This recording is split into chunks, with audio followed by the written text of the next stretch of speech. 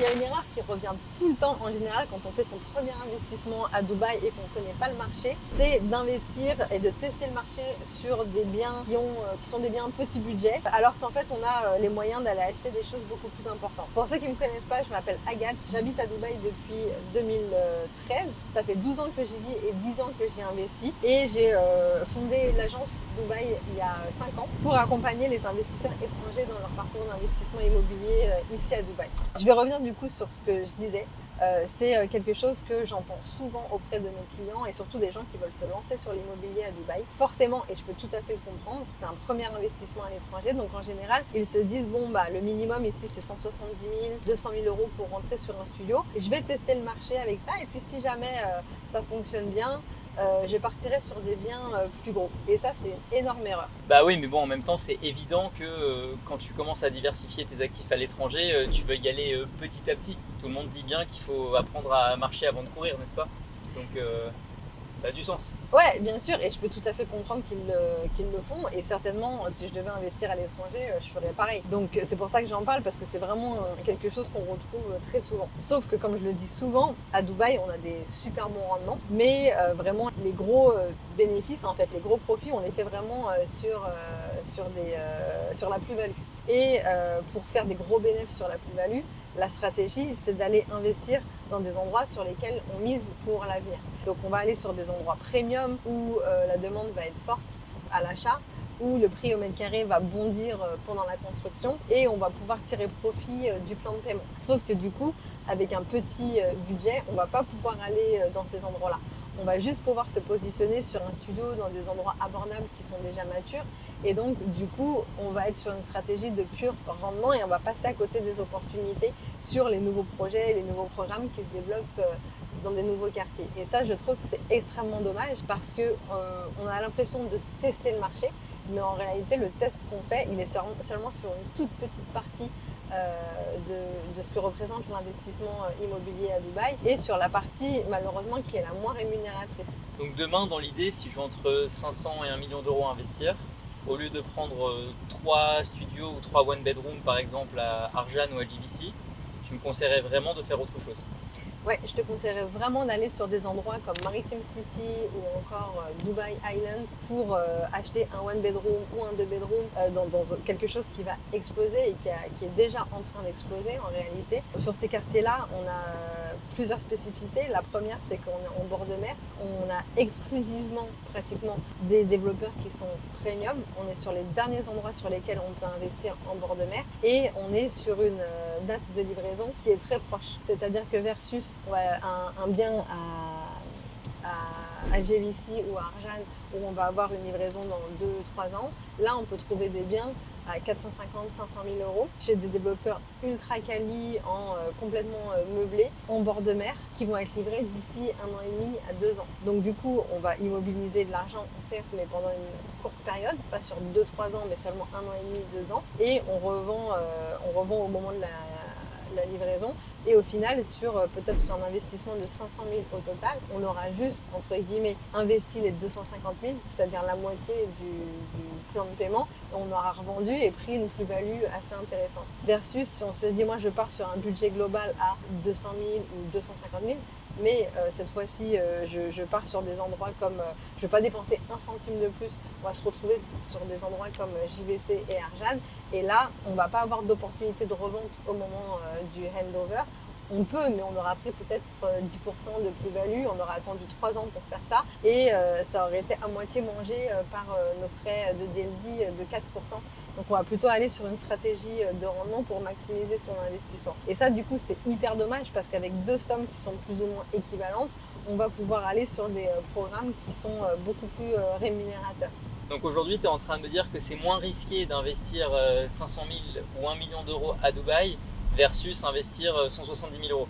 Oui, moi je trouve que c'est beaucoup moins risqué parce qu'on va se positionner sur des biens qui ont une désirabilité en fait beaucoup plus importante, une attractivité beaucoup plus importante. Aujourd'hui, quand on part sur un one bedroom à 300 000 euros par exemple à JVC ou à Arjan, on va être sur des biens sur lesquels on va avoir une forte demande à la location, mais pas énormément au niveau de la revente. On va pouvoir le revendre, on va pouvoir faire une plus-value, il n'y a aucun problème sur ça.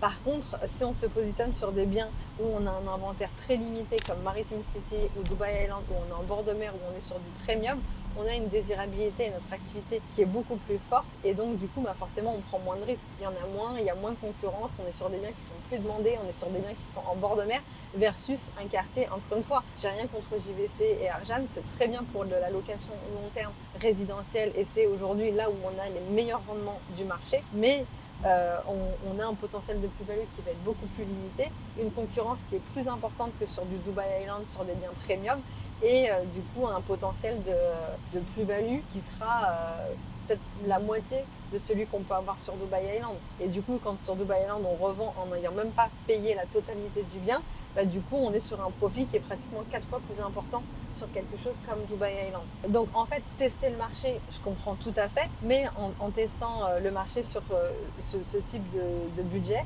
on va tester qu'une partie du marché et on peut faire 10 fois l'opération avec la même somme sur JVC, par exemple, ou sur Arjan, ça ne nous donnera pas du tout... c'est-à-dire que le jour où on décide de mettre plus gros, mettons que ça fonctionne super bien, j'ai acheté sur JVC ou sur Arjan, je suis hyper content, etc. Donc je me dis, vas-y, pour le prochain bien, on va partir sur 500 000 ou 600 000. Là, du coup, on va aller sur des endroits premium et le test qu'on avait fait avant aura aucun intérêt et aucun rapport parce que encore une fois on est sur deux types de biens différents dans des quartiers différents sur des stratégies différentes et au final on aura perdu 3 ans parce qu'on aura voulu tester le marché sur du JVC et sur Arjan et que ce test en fait il n'avait aucun intérêt parce qu'il a aucun sens quand on travaille sur d'autres quartiers.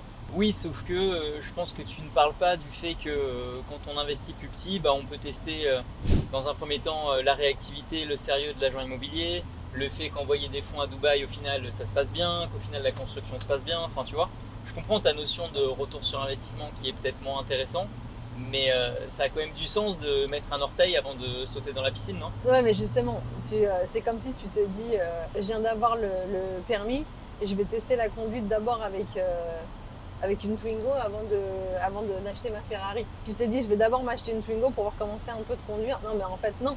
Ouais, parce que ça n'a rien à voir de parce que ça n'a rien à voir en fait. Tu pourrais passer à la Ferrari directement.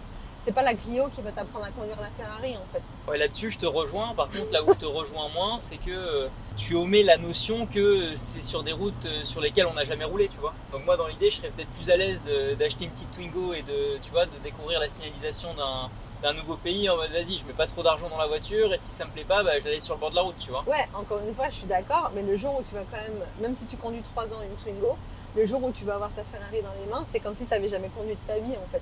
Ouais, là-dessus je comprends. Donc au final, ces 3 ans de Twingo, ils t'ont juste fait perdre 3 ans. On va encore me traiter de sale riche qui vit à Dubaï. Je suis désolée pour cette métaphore, mais j'ai rien trouvé d'autre. Ok, donc pour Parce résumer... qu'on est sur la route en même temps, c'est pour ça.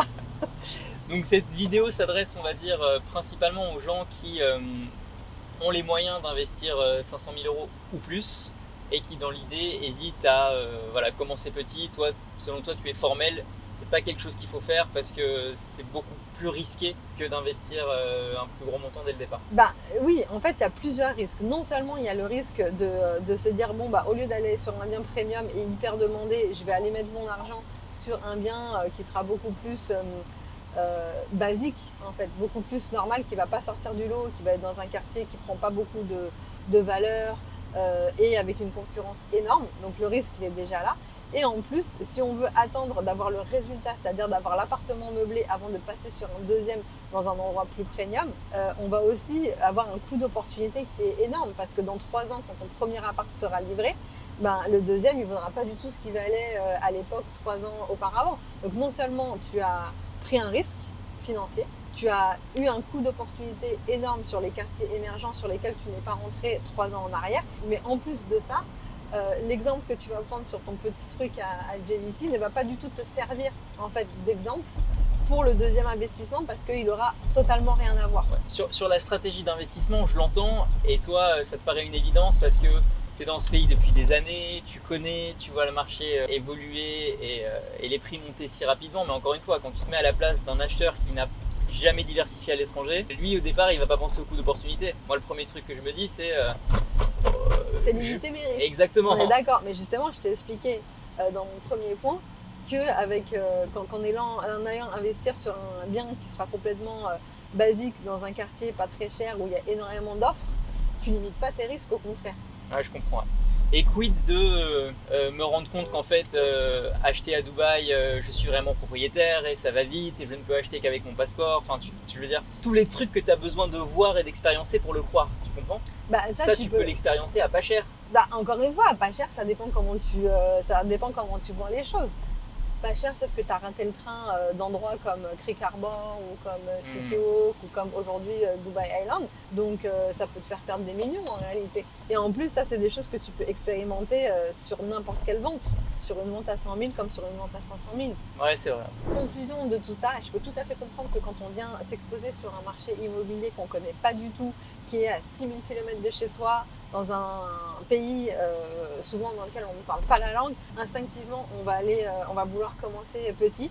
Je comprends tout à fait et moi-même j'ai investi à l'étranger et j'ai hésité et j'ai pesé le pour et le contre, donc je peux tout à fait comprendre la démarche. Sauf que ici à Dubaï, dans une ville qui se développe tout le temps et sur laquelle il y a des opportunités à saisir toujours très rapidement, c'est vraiment très très dommage de perdre 3 ans et de prendre un risque supplémentaire sur quelque chose qui va être avec un budget plus limité. Du coup, si ces arguments ont eu un impact sur vous, si vous êtes d'accord et si vous avez envie de tenter l'expérience, et même si vous avez envie de commencer petit, il n'y a pas de souci, n'hésitez pas à nous contacter, que ce soit moi ou un membre de mon équipe. On se fera un plaisir de vous accompagner dans votre projet. Et je vous dis à bientôt pour une prochaine vidéo.